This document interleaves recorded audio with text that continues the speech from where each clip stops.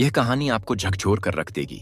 Jessica Radcliffe, एक ऐसी लड़की जिसकी जिंदगी का हर पल समुद्र और उसके जीवों के इर्द गिर्द घूमता था। बचपन से ही उसकी दुनिया समुद्री जीवों से घिरी हुई थी। उसके पिता एक बायोलॉजिस्ट थे जो अक्सर अपनी रिसर्च के लिए अलग अलग समुद्री जानवरों को अपने लैब में लाते। इसीलिए जेसिका का झुकाव भी इन जीवों की ओर बढ़ता चला गया। खासकर विशाल और खूबसूरत समुद्री जीवों के प्रति उसका प्यार किसी जुनून से कम नहीं था। जैसे जैसे वह बड़ी हुई, उसका यह लगाव और गहरा हो गया। उसने अपने पिता के साथ समुद्री सफर में जाना शुरू किया, जहां वैज्ञानिक व्हेल और डॉल्फिन्स पर रिसर्च करते थे। इन जलीय जीवों के साथ हर दिन बिताने की वजह से जेसिका के अंदर एक अनोखी समझ विकसित हो गई। वह इन जीवों को गहराई से महसूस करने लगी थी। उसके हाथों में जैसे कोई जादू था। वह जब भी किसी डॉल्फिन को छूती, वे उसकी ओर खींची चली आती। उसके लिए यह सब किसी सपने से कम नहीं था। धीरे धीरे उसका आत्मविश्वास बढ़ता गया और उसने पहली बार ओशन हेवन मरीन पार्क में एक शो में हिस्सा लिया। वहां उसने ऑर्का मछलियों को करतब करते देखा और उसी पल उसने ठान लिया कि वह भी एक ऑर्का ट्रेनर बनेगी। महज 19 साल की उम्र में उसने समुद्री जीव विज्ञान की डिग्री हासिल कर ली और ओशन हेवन में ट्रेनर के तौर पर काम करने लगी। उसे अपने करियर की पहली ऑर्का मछली मिली, एक विशाल और ताकतवर मछली जिसका नाम उसने मेलो रखा। शुरुआत में सब कुछ शानदार था। मेलो और जेसिका के बीच एक ऐसा रिश्ता बन गया जिसे देखकर सबको यही लगने लगा कि ये दोनों एक दूसरे को पूरी तरह समझते हैं। मेलो जेसिका के इशारों पर नाचती, पानी में गोते लगाती और हजारों लोगों के सामने अद्भुत प्रदर्शन करती। लोग दीवाने हो जाते थे।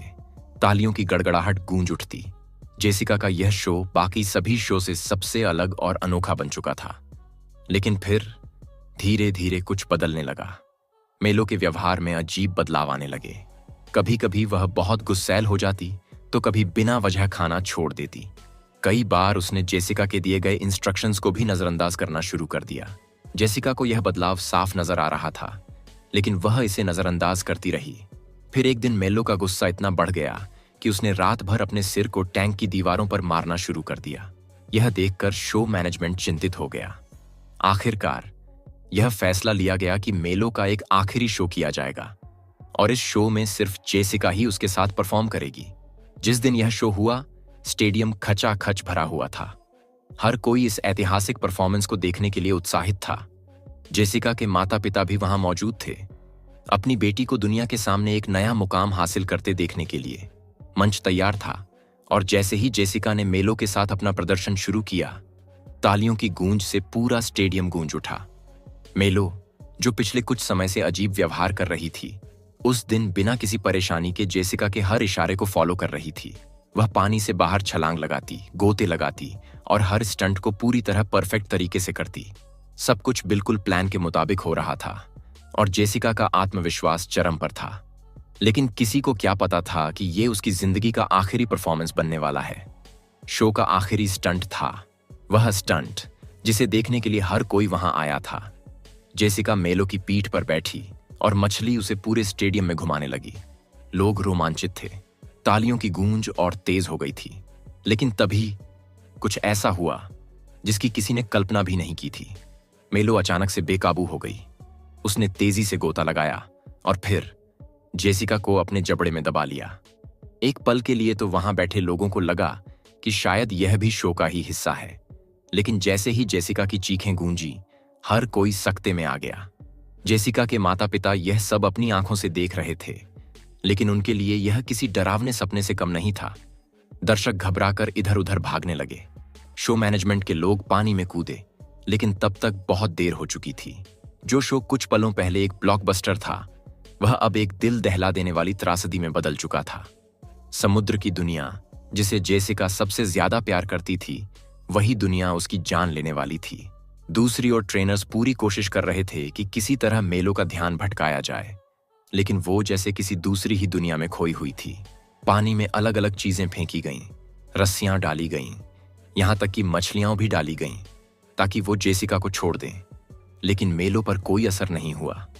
जब तक 2 ट्रेनर्स पानी में उतरकर उसे बचाने की कोशिश करते, तब तक बहुत देर हो चुकी थी। मेलो ने जेसिका को अपने जबड़े में दबोच लिया और गहरे पानी में खींच ले गई। जो नजारा सामने आया वो रोंगटे खड़े कर देने वाला था। मेलो के जबड़े की ताकत ऐसी थी कि उसके हमले से जेसिका के फेफड़े और छाती पर गहरी चोटें आईं। पूरा पानी लाल हो चुका था, खून से सना हुआ। आखिरकार हाइड्रोलिक मशीन की मदद से किसी तरह मेलो को पकड़ा गया और उसे पानी से बाहर निकाला गया। लेकिन जब जेसिका को बाहर लाया गया तब तक बहुत देर हो चुकी थी। एक ट्रेनर अपने ही साथी के हमले का शिकार बन चुकी थी। लेकिन यह पहली बार नहीं था जब किसी की जान इस तरह गई हो। ऐसा ही एक और खौफनाक मामला सामने आया था डैनियल पैट्रिक ड्यूक्स का। हमेशा मस्ती के मूड में रहने वाला डैनियल इस बार एक ऐसी गलती कर बैठा जिसने उसकी जिंदगी छीन ली।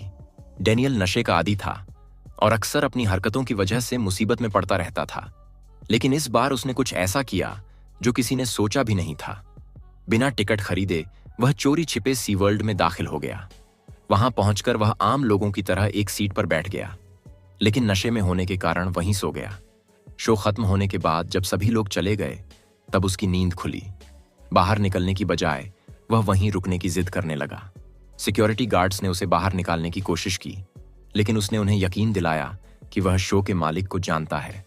किसी तरह उसने गार्ड्स को मना लिया और अंदर रुकने की इजाजत ले ली। अब उसे लग रहा था कि उसने कोई बहुत बड़ा कारनामा कर दिया है। उसका आत्मविश्वास इतना बढ़ गया कि वह सीधे ऑर्का फिश के टैंक के पास पहुंच गया।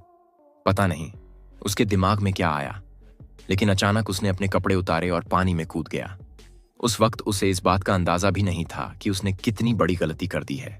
रात का वक्त था और पानी में हलचल होने के कारण ऑर्का फिश की नींद टूट गई। वह कुछ देर तक डैनियल को देखती रही, लेकिन जब उसने पानी से बाहर निकलने के बजाय वहीं तैरते रहने का फैसला किया तो हालात बदल गए। अचानक ऑर्का ने पूरी ताकत से उस पर हमला कर दिया। एक झटके में उसकी सारी पसलियां टूट गईं, शरीर पर गहरे घाव हो गए और टैंक का पूरा पानी खून से लाल हो गया। सुबह जब ट्रेनर्स आए तो जो नजारा उन्होंने देखा वो डरावना था। पूरा पूल खून से भरा हुआ था और डैनियल की लाश पानी में तैर रही थी। तो दोस्तों, समुद्री दुनिया की खूबसूरती हमें जितनी लुभाती है उतनी ही यह रहस्यमयी और खतरनाक भी हो सकती है। जेसिका और डैनियल की कहानियां हमें यह सिखाती हैं कि प्रकृति के साथ संतुलन बनाए रखना कितना जरूरी है। क्या ये हादसे टल सकते थे? क्या इंसानों की लालसा और शोहरत की भूख ही इन घटनाओं की असली वजह थी? या फिर ये विशाल जीव भी कभी कभी अपने अंदर के दर्द को बयां करने की कोशिश करते हैं? आपका क्या सोचना है? हमें कमेंट में जरूर बताइए। अगर ऐसी और रहस्यमयी और सच्ची घटनाओं को जानना चाहते हैं तो चैनल को सब्सक्राइब करें और बेल आइकन दबाना ना भूलें। हम जल्द ही मिलेंगे एक और दिल दहला देने वाली कहानी के साथ। तब तक के लिए सुरक्षित रहें और सोचते रहें।